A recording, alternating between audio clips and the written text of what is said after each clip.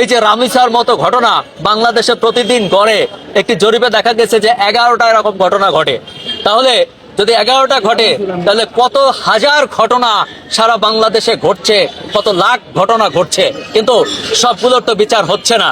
আজকে রামিসার রায় হয়েছে, আমরা চাই যে রামিসার মতো সারা বাংলাদেশে যে লাখ লাখ শিশু নির্যাতিত হচ্ছে, ধর্ষণের শিকার হচ্ছে, বলাৎকারের শিকার হচ্ছে, মৃত্যুবরণ করছে, সবগুলোর বিচার কিভাবেই হোক। আমি সরকারের কাছে দাবি জানাই যে এক রামিসা নয়, সারা বাংলাদেশের প্রত্যেকটি সন্তানের বিচার যেন রামিসার মতো এতটা দ্রুততার সাথে হয়। এটা কিন্তু রামিসা, ঠিক আছে? দেখতে রামিসার মতো লাগে না? রামিসা একদম দ্বিতীয় রামিসা। প্রত্যেকটা ধর্ষণেই রামিসার মতো হয় এবং এই প্রত্যেকটা খুনেই রামিসার মতো হয়। শুধু রামিসা বিচার পাবে, অন্য কেউ বিচার পাবে না, সেটা হতে পারে না। কারণ আইনের চোখে সকলেই সমান, সকলেই ন্যায় বিচার পাওয়ার অধিকারী। আর সেক্ষেত্রে হচ্ছে যদি শুধু রামিসা পায় আর যদি অন্য কেউ না পায়, তাহলে এটা ইনজাস্টিস হইল। তো আমার বক্তব্য হলো প্রধানমন্ত্রীর কাছে যে রামিসার মতো প্রত্যেকটা ধর্ষণ ও হত্যাকারী বিচার দ্রুত কার্যকর করতে হবে।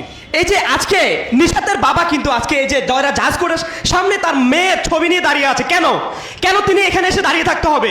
এই যে এই মেয়েটাকে দর্শন করে মেরে ফেলা হয়েছে, তার বিচারের জন্য বাবা ছবি নিয়ে আজকে রামিসার বিচার হয়েছে, এখানে এসে দাঁড়াতে হবে কেন?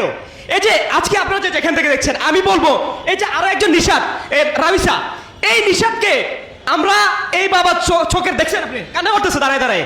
আমরা চাই মাননীয় প্রধানমন্ত্রীর দৃষ্টি আকর্ষণ করছি যে নিশাত জাহানের এই বিচার আপনি রামিসা হত্যাকাণ্ডের মতো করতে হবে। এবং আমরা সবার জায়গা থেকে, এখানে আমাদের আইনজীবী ভাইরা রয়েছেন এবং মানবাধিকার কর্মীরাও রয়েছেন, আমরা চাই প্রত্যেকের জায়গা থেকে এই নিশাত জাহানের পাশে এসে দাঁড়াই, ওনার বাবার পাশে এসে দাঁড়াই। আমরা যেন নিশাত জাহানের যে হত্যাকাণ্ড হয়েছিল তার বিচার যেন আমরা সুস্থ বিচার পাই।